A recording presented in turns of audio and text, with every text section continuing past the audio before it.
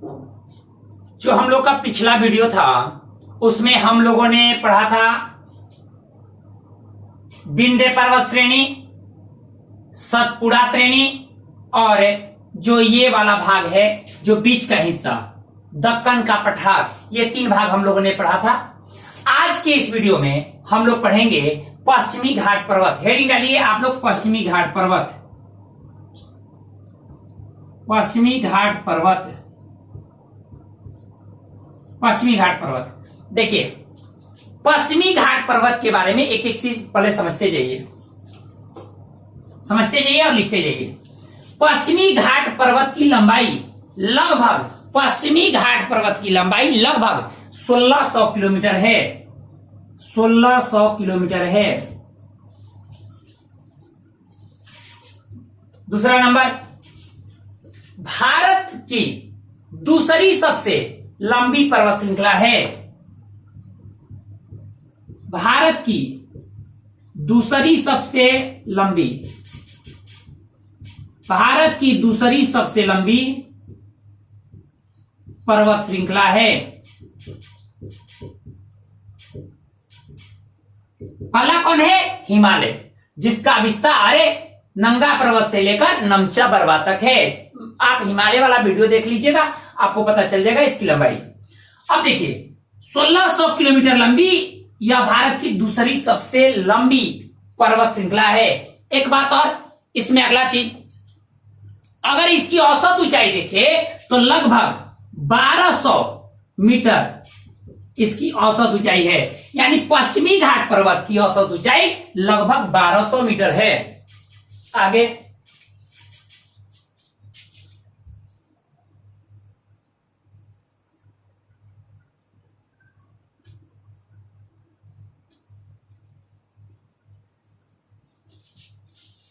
अब देखिए अगला नंबर है, अगर हम उत्तर से दक्षिण की ओर जैसे जैसे आते हैं तो उत्तर से दक्षिण की ओर इसकी चौड़ाई बढ़ गई है।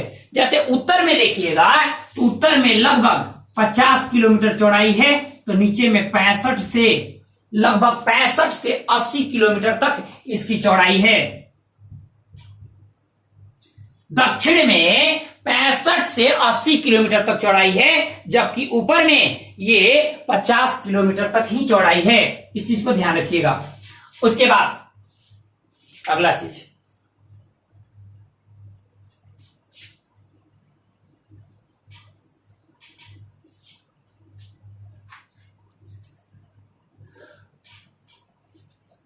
प्रायद्वीपीय पठार का ये भ्रंश किनारा है। पश्चिमी घाट पर्वत प्रायद्वीपीय पठार का भ्रंश किनारा है। ये एक पर्वत श्रेणी नहीं बल्कि ये प्रायद्वीपीय पठार का भ्रंश किनारा है। देखिए आपको हम क्या बताए थे कि जो ये प्रायद्वीपीय भारत है ये आपका प्राचीन भूखंड है, भारत का प्राचीन भौतिक प्रदेश है। जो ये इंडियन प्लेट का मुख्य हिस्सा है। इंडियन प्लेट किससे बना? अफ्रीकन प्लेट से। अफ्रीकन प्लेट से इंडियन प्लेट अफ्रीकन प्लेट के टूटने से निर्मित हुआ और टूटने के बाद ये उत्तर पूर्व दिशा की ओर गतिशील हुआ।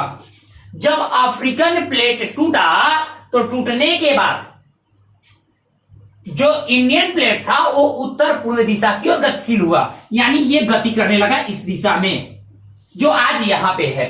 अब देखिए जब ये टूटा तो मान लेते हैं कि अगर ये प्लेट है और ये बीच से टूट गया तो टूटा तो ये जो हिस्सा हुआ ये खड़ी ढाल वाला हुआ, ये हिस्सा खड़ी ढाल वाला हुआ। अब यहां नीचे से क्या हुआ? मैग्मा निकल करके ऊपर आया और ऊपर फैलने लगा, ऊपर फैलने लगा। अगर मान लेते हैं ये वाला हिस्सा है अगर, तो क्या हुआ? मैग्मा निकल करके ऊपर आया और ऊपर आकर फैलने लगा। मतलब जैसे ये दूर होता जाएगा ये इसकी परत पतली होती जाएगी मैग्मा की, और जहां निकलेगा इसकी ऊंचाई अधिक होगी। तो ये था आपको पश्चिमी घाट पर्वत। यानी जब प्लेट टूटा तो ये भ्रंश का किनारा वाला हिस्सा था, मैग्मा आकर के यहां जमा हुआ और ये ऊंचाई वाला हिस्सा बन गया। अब देखिए अपर्दन के कारण लाखों वर्षों के बाद, हजारों वर्षों के बाद अपर्दन हुआ, इसमें मतलब इसमें काट छाट हुए और कटने के बाद क्या हुआ कि इन क्षेत्रों में मैदानी हिस्सा बन गया। ये क्षेत्र मैदानी हिस्से बन गए। उसके बाद ये आपका समुद्री हिस्सा हो गया। यानी इसमें अपर्दन के बाद ये नीचे वाले हिस्से पर क्या आया, मिट्टी आया और ये मैदान हो गया। तो ये मैदान, यही मैदान है ये वाला, और ये आपका किनारा है, जबकि मुख्य भूभाग यहीं तक है, पश्चिमी घाट तक ही। लेकिन ये जो मैदान है ये अपर्दन से बना है, पश्चिमी घाट के अपर्दन से। तो ध्यान रखिएगा, तो ये एक पर्वत श्रेणी न होकर ये प्रायद्वीपीय पठार का भ्रंश किनारा है। कौन? पश्चिमी घाट पर्वत। ध्यान रखिएगा इसको। आगे देखिए, तो इसमें लिखिएगा अगला चीज कि प्रायद्वीपीय पठार का यह भ्रंश किनारा है, अर्थात यह एक पर्वत श्रेणी न होकर, पश्चिमी घाट एक पर्वत श्रेणी न होकर यह प्रायद्वीपीय पठार का एक भ्रंश किनारा है। अब देखिए, यानी ये कब निर्मित हुआ था? जब अफ्रीका का अफ्रीकन प्लेट टूट रहा था, तो टूटने के क्रम में इस भ्रंश किनारे का निर्माण हुआ। यानी पश्चिमी घाट पर्वत का निर्माण कब हुआ? जब अफ्रीकन प्लेट टूट रहा था, तब इसका निर्माण हुआ। एक चीज और, अगर हम देखें तो यह कहां से कहां तक है? आपको यहां तापी नदी है, तापी नदी प्रवाहित होती है, तापी नदी प्रवाहित होती है। तापी नदी के मुहाने से लेकर केप ऑफ कॉमेरिन तक, तापी नदी के मुहाने से लेकर cape of Comorin, cape of Comorin जिसको कन्याकुमारी भी कहते हैं, केप ऑफ कॉमेरिन,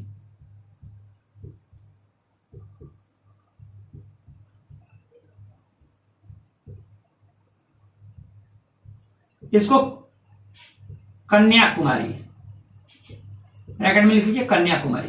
यानी तापी नदी के मुहाने से लेकर केप ऑफ कॉमेरिन तक, जो किसी भी प्रायद्वीप का जो निचला हिस्सा होता है उसको केप कहा जाता है। जैसे आप देखिएगा केप ऑफ हुड, अफ्रीका का, अफ्रीका में देखिएगा केप ऑफ हुड, वैसे ही इंडिया में केप ऑफ कॉमेरिन, यानी इसको हम क्या कहते हैं? कन्याकुमारी। तो कन्याकुमारी तक, तापी नदी के मुहाने से लेकर केप ऑफ कॉमेरिन तक, अर्थात कन्याकुमारी तक पश्चिमी घाट पर्वत का विस्तार है। आगे देखिए,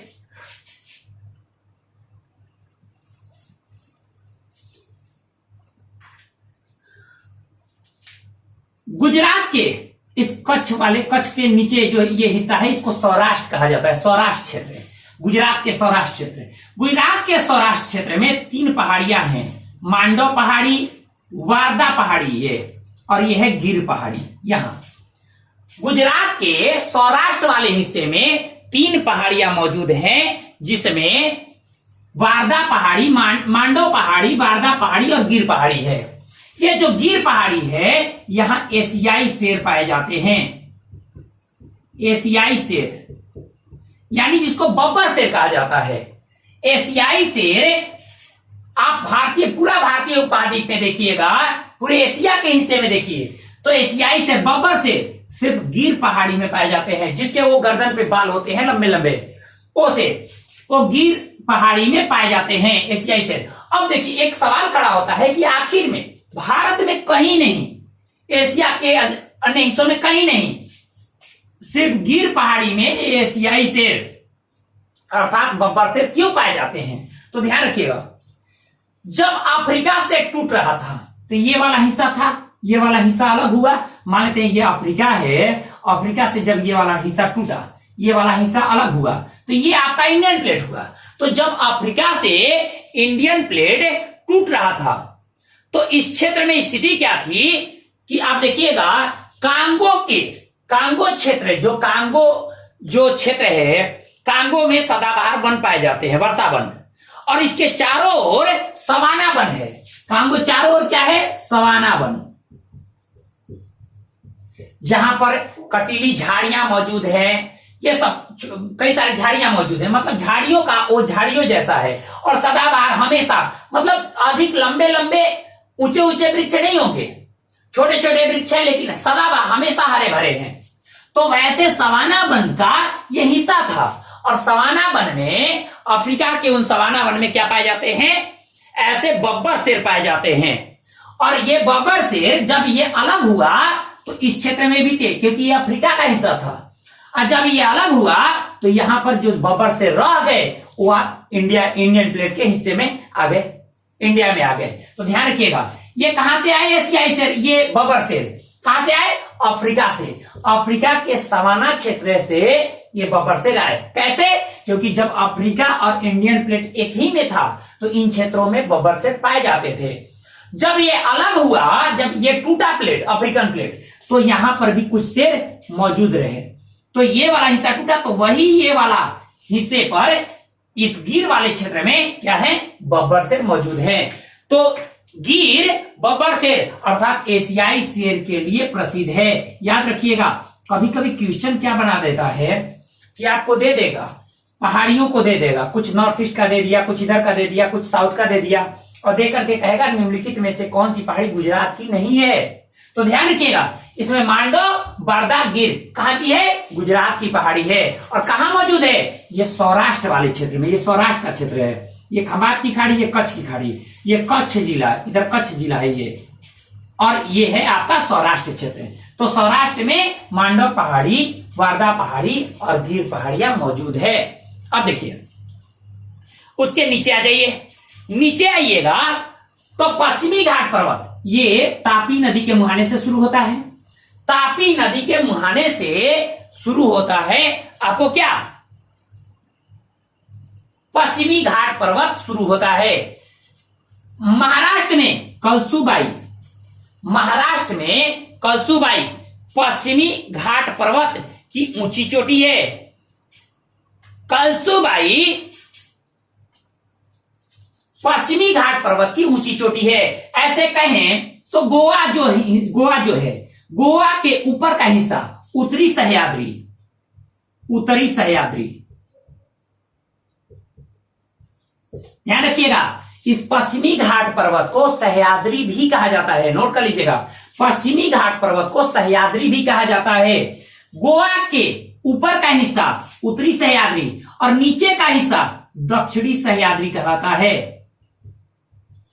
ऊपर का हिस्सा उत्तरी सह्याद्री और नीचे का हिस्सा दक्षिणी सह्याद्री कहलाता है। उत्तरी सह्याद्री की सबसे ऊंची चोटी कलसुबाई चोटी है। कहां है, महाराष्ट्र में। उत्तरी सह्याद्री की सबसे ऊंची चोटी कलसुबाई चोटी है। अब देखिए अगला, जबकि इसके दक्षिण में क्या है, महाबलेश्वर, महाबलेश्वर चोटी इसके दक्षिण में है। महाबलेश्वर चोटी से ही कृष्णा नदी निकलती है। उसके नीचे कर्नाटक में दो चोटियां हैं, कुंद्रेमुख चोटी और ब्रह्मगिरी। आपको बता दें, कुंद्रेमुख चोटी जो है वो दक्षिणी सह्याद्री की सबसे ऊंची चोटी है। कुंद्रेमुख चोटी दक्षिणी सह्याद्री की सबसे ऊंची चोटी है। वो उसके नीचे में क्या है, ब्रह्मगिरी। कहां है, कर्नाटक में। ब्रह्मगिरी से कावेरी नदी निकलती है। महाबलेश्वर से कृष्णा, ब्रह्मगिरी से कावेरी नदी निकलती है। उत्तरी सह्याद्री की सबसे ऊंची चोटी कलसुबाई और दक्षिणी सह्याद्री की सबसे ऊंची चोटी कुद्रेमुख चोटी। यह हो गया।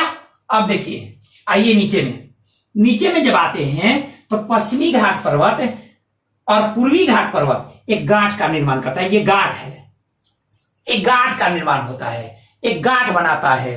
ध्यान रखिएगा, नीचे में जब तमिलनाडु राज्य में आते हैं तो पश्चिमी घाट पर्वत और पूर्वी घाट पर्वत यहां गांठ बनाता है तमिलनाडु राज्य में। इस गांठ को हम नीलगिरी पहाड़ी के नाम से जानते हैं। इस पर्वतीय गांठ का जो निर्माण हुआ है उसको हम नीलगिरी पहाड़ी के नाम से जानते हैं। अब नीलगिरी पहाड़ी कहां कहां है, किन राज्यों में है? नीलगिरी पहाड़ी 3 राज्यों में है, तमिलनाडु, कर्नाटक और केरला। ये 3 राज्यों में नीलगिरी पहाड़ी, कभी पूछ देता है निम्नलिखित में से किन राज्यों में नीलगिरी पहाड़ी अवस्थित नहीं है, तो ध्यान रखिएगा 3 राज्य ही है, तमिलनाडु, कर्नाटक और केरला में नीलगिरी पहाड़ियां अवस्थित हैं। यानी नीलगिरी पहाड़ी का विस्तार 3 राज्यों में है। कहां कहां? तमिलनाडु, कर्नाटक और केरला, 3 राज्यों में। अब देखिए, नीलगिरी पहाड़ी की सबसे ऊंची चोटी डोडा बेटा, नीलगिरी पहाड़ी की सबसे ऊंची चोटी डोडा बेटा तमिलनाडु राज्य में है। नीलगिरी पहाड़ी की सबसे ऊंची चोटी डोडा बेटा कहां है? तमिलनाडु राज्य में है। अब देखिए, ये नीलगिरी पर देखिएगा, तो एक बात आपको बता दें नीलगिरी के बारे में कि जो डोडा बेटा है वो दक्षिण भारत की दूसरी सबसे ऊंची चोटी है। दक्षिण भारत की दूसरी सबसे ऊंची चोटी है कौन? डोडा बेटा। अब देखिए दक्षिण भारत की दूसरी सबसे ऊंची चोटी कौन है? डोडा बेटा है। कहां है? नीलगिरी पहाड़ी पर। नीलगिरी पहाड़ी पर ही ऊटी जो एक पर्यटक स्थल है जहां पर लोग घूमने जाते हैं, अपनी छुट्टियां मनाने जाते हैं, ऊटी वो नीलगिरी पहाड़ी पर तमिलनाडु राज्य में ही स्थित है। नीलगिरी पहाड़ी पर ही पर्यटक स्थल ऊटी, जिसको हम ऊटी को क्या कहते हैं? ऊटक मंडल।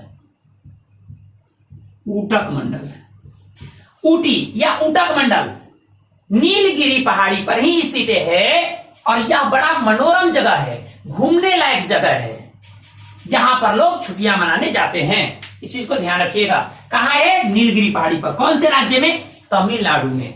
अब देखिए आप केरला में देखिएगा, केरल का ये तट है, ये केरल तट है जिसको मालाबार तट कहते हैं। केरल जो तट है यहां पर होता क्या है कि यहां पर हमेशा वर्षा अधिक होती है, और वर्षा अधिक होने के चलते इन क्षेत्रों में सदाबहार वन पाए जाते हैं। सदाबहार वन पाए जाते हैं। कहां? केरल के इस पश्चिमी घाट पर्वत पर सदाबहार वन पाए जाते हैं। क्यों? क्योंकि यहां वर्षा बहुत अधिक होती है, इसलिए यहां सदाबहार वन पाए जाते हैं। या सदाबहार वन पाए जाने मतलब वर्षा अधिक होने के चलते यहां पर बहुत घने जंगल हैं। घने जंगल हैं यानी जंगल घना है तो पेड़ पौधे तो मोटे होंगे नहीं, क्योंकि पेड़ पौधे को मोटा होने के लिए जगह नहीं मिल पाएगी। इसीलिए वो पेड़ पौधे लंबे लंबे पेड़ पौधे हैं, जिससे सूर्य की रोशनी जमीन तक नहीं पहुंच पाती। ध्यान सुनिएगा, केरल तट अर्थात मालाबार तट पर नीलगिरी के आसपास वर्षा अधिक होती है, जिससे इस क्षेत्र में सदाबहार वन पाए जाते हैं। या सदाबहार वन का मतलब हमेशा जो हरे भरे होते हैं, जिससे पत्ते नहीं झड़ते, सालों भर हरे भरे रहते हैं, उसको सदाबहार वन कहा जाता है। अब यहां पर बहुत घने जंगल हैं, और घना होने के चलते यहां के जो वृक्ष हैं वो लंबे पतले और लंबे हैं, जिसके चलते सूर्य की रोशनी जमीन तक नहीं पहुंच पाती। और जमीन तक नहीं पहुंच पाती तो नीचे जो हिस्सा है वो शांत क्षेत्र रहता है, जिसको हम क्या कहते हैं? साइलेंट वैली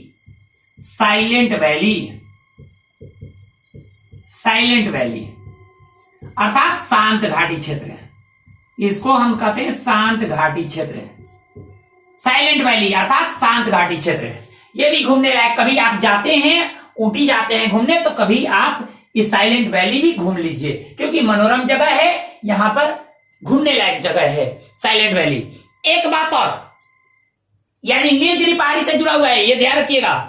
अब एक बात और कि साइलेंट वैली यहां है केरला में, नीलगिरी पर ऊटी कहां है? नीलगिरी पहाड़ी पर तमिलनाडु में। अब एक बात और, अब ये सदाबहार वन जो पाए जाते हैं केरल में, ये केरल के सदाबहार वन, जो केरल का तट है, सदाबहार वन का जो हिस्सा है, वहां जैव विविधता बहुत अधिक है। जैव विविधता यानी बहुत काफी जीव जंतु यहां की विविधताएं पाई जाती हैं, यानी भिन्न तरह के जीव इन क्षेत्रों में पाए जाते हैं। तो जैव विविधताओं का भंडार है कौन? केरल का ये पश्चिमी घाट पर्वत है। केरल का पश्चिमी घाट पर्वत है, जैव विविधताओं का भंडार है, भंडार के लिए प्रसिद्ध है ये। केरल तक तो हो गया।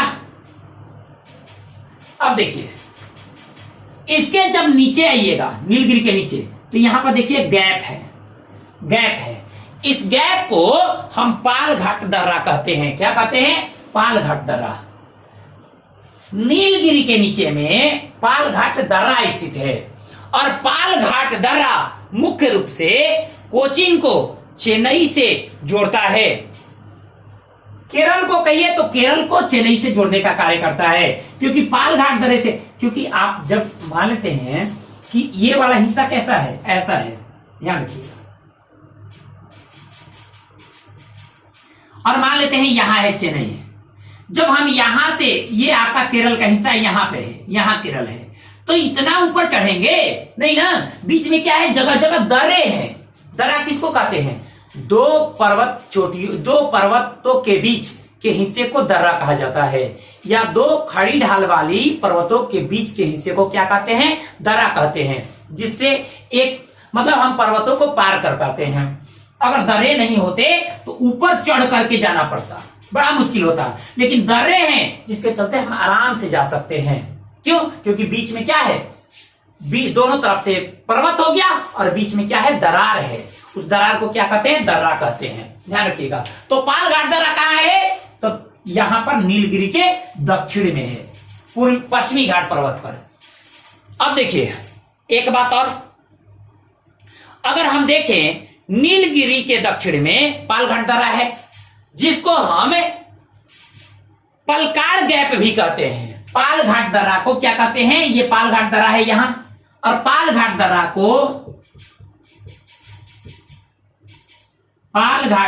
को पलकाड़, स्थानीय रूप से पलकाड़ गैप भी कहते हैं। पालघाट दर्रा को पलकाड़ गैप भी कहा जाता है। अब देखिए दक्षिण में आइएगा, पालघाट दर्रे के दक्षिण में आइएगा तो देखिए अनाईमुड़ी पहाड़ी है। पालघाट दर्रे के दक्षिण में अनाईमुड़ी पर्वत है। इसकी ऊंची चोटी अन्नामलाई, अनाईमुड़ी की सबसे ऊंची चोटी अन्नामलाई है। अनाईमुड़ी की सबसे ऊंची चोटी अन्नामलाई है, अन्नामलाई है। अब देखिए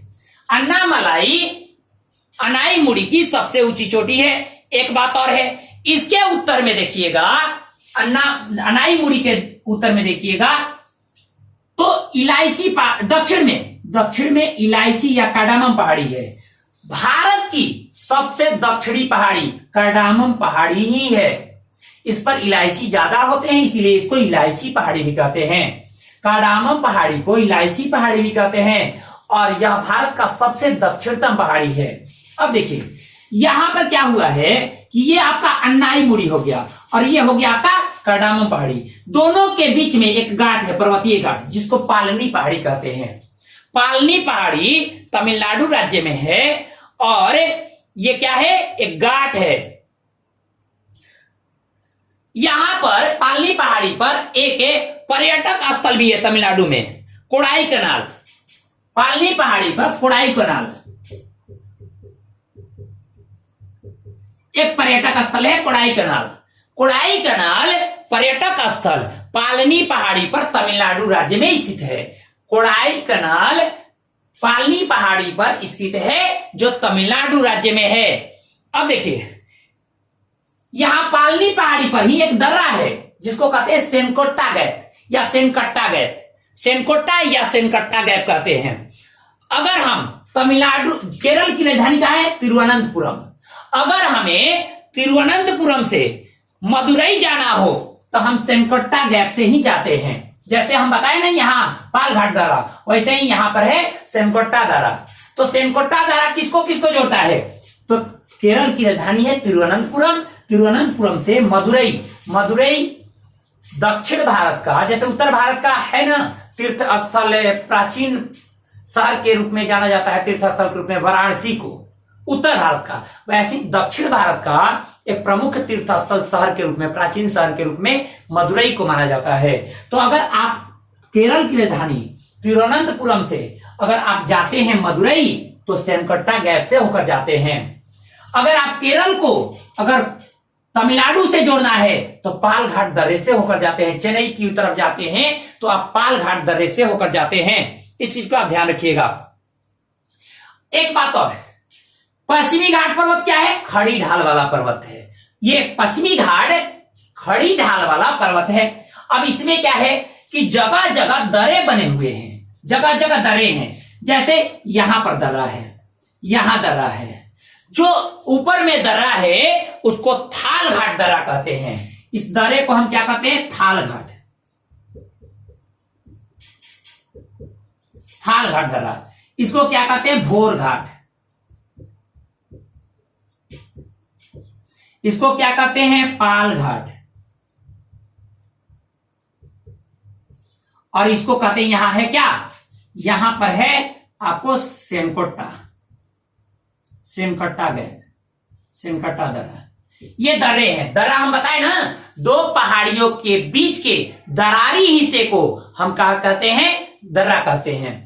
थाल घाट दर्रा, अगर मान लेते हैं मुंबई यहां है, मुंबई से अगर हमको उत्तर भारत के किसी हिस्से में जाना हो, जैसे मुंबई से हमको नागपुर जाना हो, तो हम थाल घाट दर्रे से होकर जाते हैं।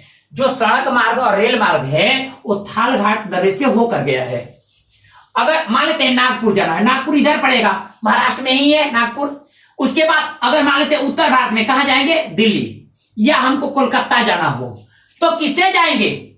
थाल घाट दर्रे से होकर जाएंगे।